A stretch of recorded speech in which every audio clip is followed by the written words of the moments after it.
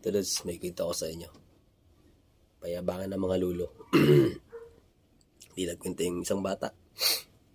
Sabi niya, yung lulo ko nagtanim ng kalabasa. Oh, anong ginawa ng lulo mo? Nung namunga, abay, nako po. Hindi magkasya sa kaserula. Sobrang laki ng kalabasa.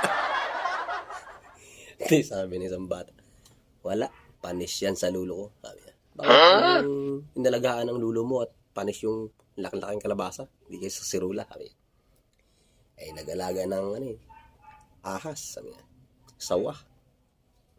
O dumaan yung ulo sa bahay. Umaga pa lang.